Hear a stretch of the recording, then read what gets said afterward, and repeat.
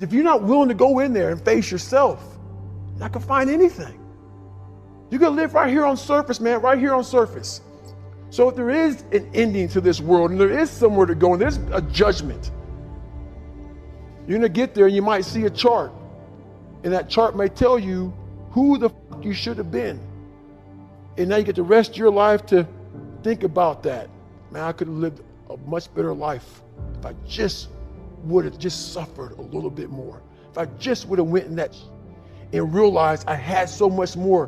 But fear and the 40% and living here versus living here, being afraid, stop me. Your biggest enemy, the most important conversation you will ever have in your life is the one you have with yourself. You wake up with it, you walk around with it, you go to bed with it. Eventually, you're going to act on it, whether you're good or bad. You have to. That's why the whole thing about this book I have, it's about you.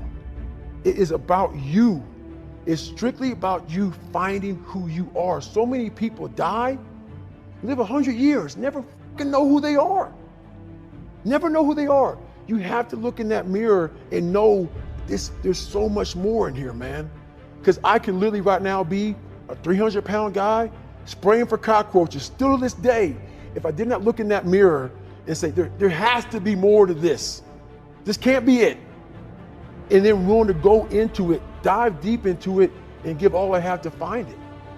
So that's what all that's about.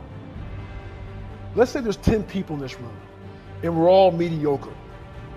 But I'm the best of the mediocre people. I now think I'm great.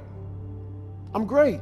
We surround ourselves around people that make us feel great. They tell us what we want to hear. The second we put ourselves amongst the uncommon people, we don't like that feeling, that challenging feeling of that person who's waking up at 3:30 in the morning and say, hey, push your on, we're going for a run. We don't like that challenge. We like that person who says, hey, you know, man, I don't feel good today, man. And they say, oh, it's okay, brother. We'll take a day off, man. We'll get a pizza and watch the game. We like that. We love that feeling. Why? Because you understand, man, we're good, bro. We don't want that motherfuckers like this. Hey, man, no, bro. Get your fucking shit on, man. Stop being a punk. We don't want that in our lives. We don't want that person who's constantly challenging our weaknesses. We want that person who's constantly, making us feel nice and good and secure in ours. That's the mediocrity of life. We want to be the best amongst the average people.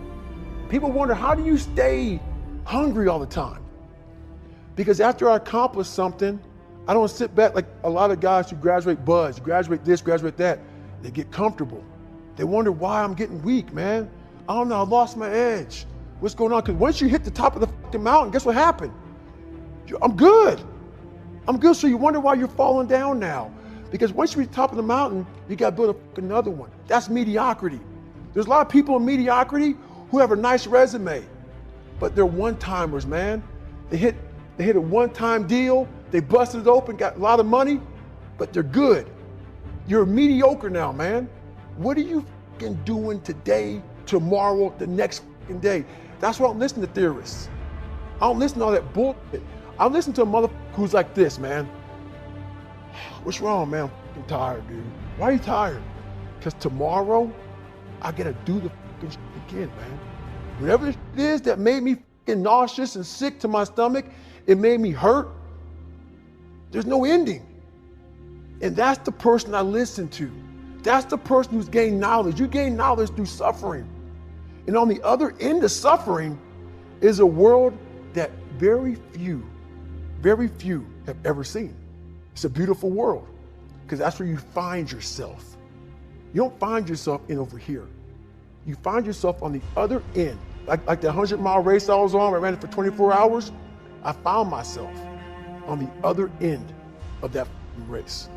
That 19 hours, I found, wow, there's a whole nother world out here that I've never even saw, but the world's in your mind. And that's what all that mediocrity is about. The mind has the tactical advantage over you at all times. At all times of your life, the mind has a tactical advantage over you. Why is that? It knows what you're afraid of. It knows your insecurities. It knows your deep, dark lies. And it starts to push you away from that. It pushes you in a direction that is comfortable. The mind controls everything. So what I realized was that when I was growing up and I was 300 pounds and I got all fat and I got all insecure, I realized that my mind kept taking me in this direction. When things got uncomfortable for me, when I was facing my insecurities, I was facing my fears, my mind said, oh no, we have the tactical advantage. We need to get you, separate you from this feeling over here. Life's all about feelings. We want the happy feeling. We don't want that feeling of this sucks. If in that moment, you can answer those up questions and you are now in charge of your brain versus your brain ruling you, that's where all that stuff comes from. So the 40% rule is all of that. You get to 40%, your brain says, we're done. Let's roll, man. This is starting to get painful. This is uncomfortable. So you sit down. You have to figure out ways, and everybody's different. That's how the book kind of talks about, like we all have these things about, 5 steps to this and 4 steps to this. It's a lot more than that. That's all bullshit. It's a practice that you have to, it's a habit. So if you know that at 40%, I'm feeling pain. At 40%, I'm feeling pain. That's where the 40% rule kicks in. Now it starts. Okay, I'm feeling pain. My mind's saying all this to me. It's saying, get out of here, run, flee. The fight or flight kicks in. Okay, we're done. We're not good enough. It starts telling you all these things. You start to believe it because the mind controls all. This is the time where you have to gain control back of your mind. It's okay.